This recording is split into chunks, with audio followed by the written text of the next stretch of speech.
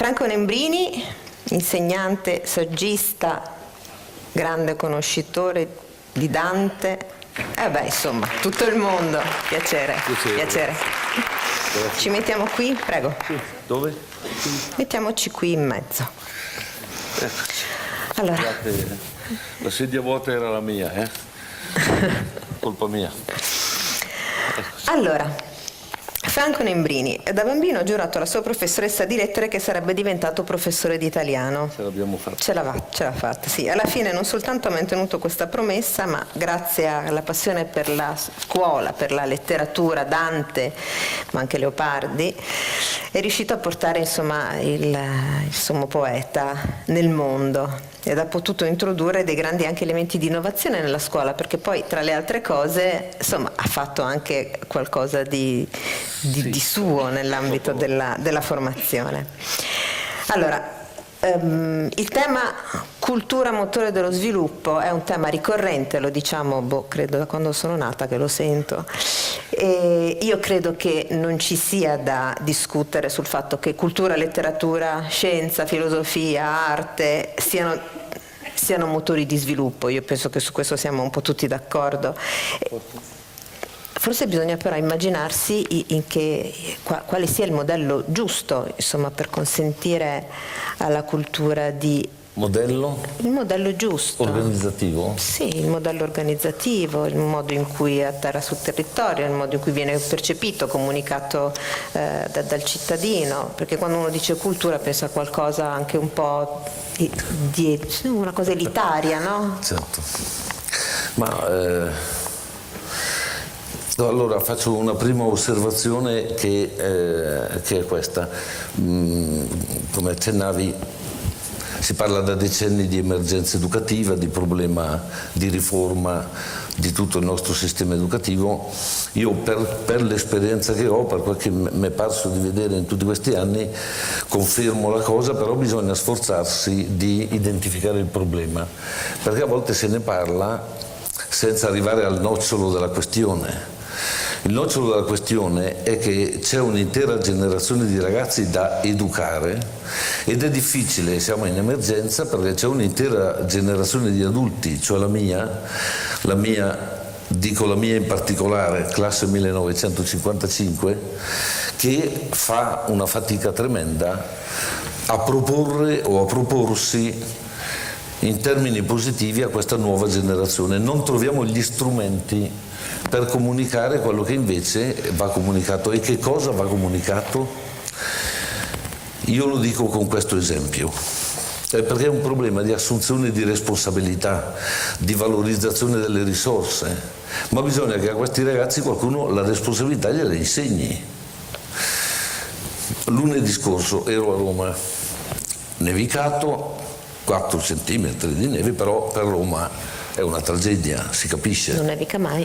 E anche gli alberi sono poco abituati perché sono andati giù tutti. Cioè c'è Roma piena di alberi lungo le strade che si sono letteralmente adagiati sulla strada. E io passo a lunedì e c'è questo albero proprio che occupa 4 parcheggi in mezzo alla strada, piegato giù. Qualcuno farà qualcosa. Passo al martedì, passo al mercoledì, venerdì l'albero è ancora giù, vado al bar che c'è di fronte e dico: ma scusate, qui nessuno fa qualcosa, non lo so io. È l'amministrazione. Mi sono girati 5 minuti, sono andati lì, c'è un ferramenta, ho comprato una sega e ho tagliato l'albero. Ho fatto le fascine ordinate, messe sul marciapiede, ho liberato i 4 parcheggi.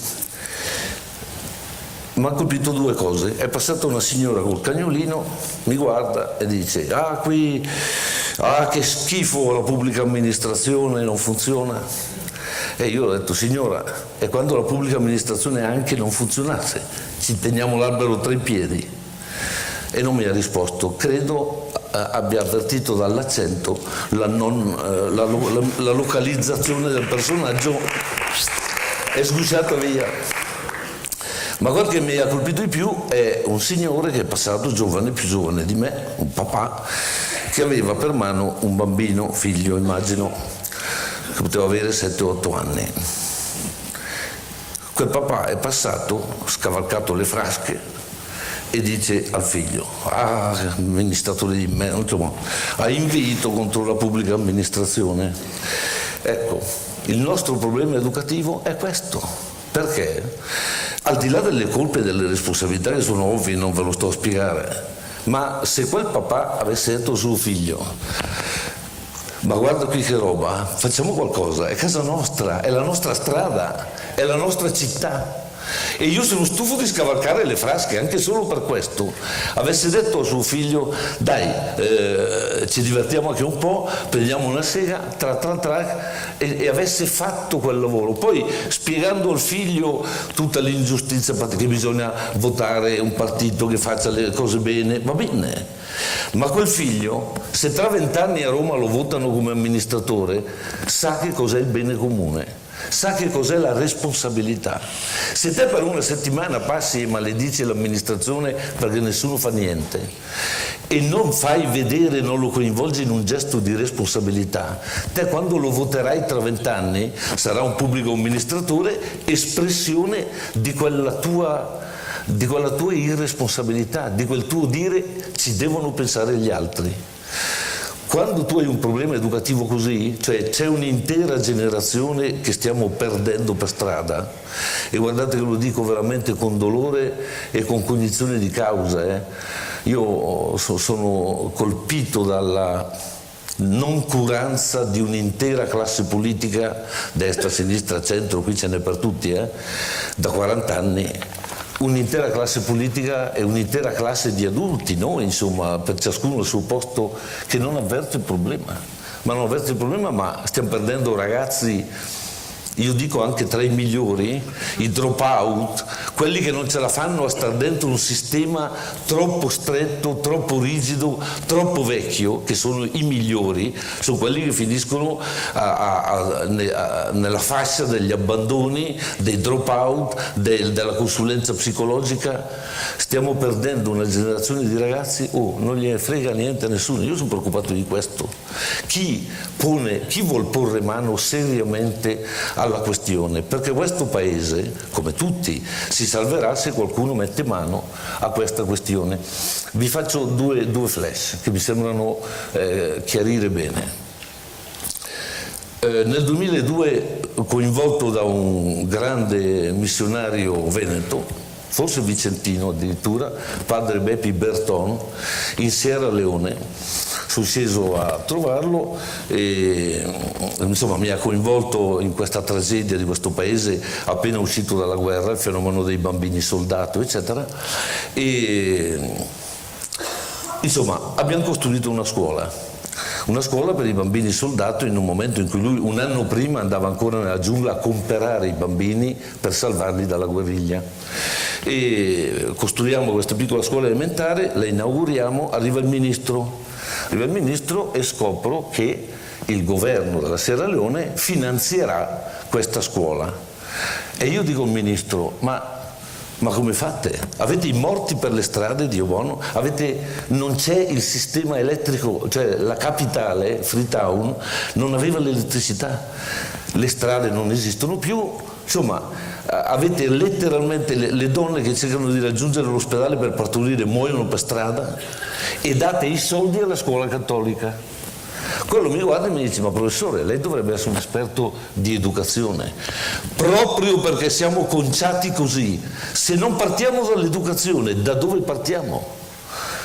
Io gli ho detto: guardi, la prego, le pago il biglietto, venga in Italia che ci sono 900 tizi, 600 da una parte e 300 dall'altra, che questa cosa non la capiscono. Forse se glielo dice lei che la crisi o si affronta a partire da qui o non ce n'è per nessuno, e io le nuove tecnologie sono un po' ostico di mio, ma ci credo, le vedo le straordinarie possibilità che danno e bisogna impratichirsi, possederle, eccetera, ma non sono la soluzione.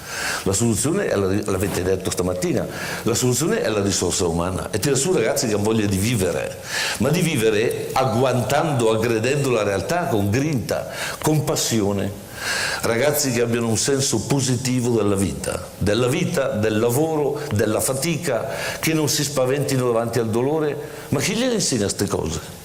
Allora si riparte da qui e dico la parola magica: tutto il nostro sistema formativo patisce una vecchiezza insopportabile, sempre più, cioè te vai lì e capisci che hanno tentato 12 riforme cui ho partecipato, la Berlinguer, poi la Moratti, poi quell'altro, quell'ultima, questa della buona scuola. Riforme bellissime sulla carta, distrutte, letteralmente sbriciolate attraverso i decreti attuativi, questa correzione, svuotate di senso, e qui le colpe dell'amministrazione scolastica sono enormi, ma in realtà non si è mai fatta una riforma. Se si è fatta, è una riforma pensata per i problemi di gestione terribili del personale della scuola. Vado a Mosca, incontro chiamato da un preside bolscevico di quelli, erano alla fine degli anni 90, mi chiama e mi dice: professor Nembrini, lei ha creato una scuola libera cattolica?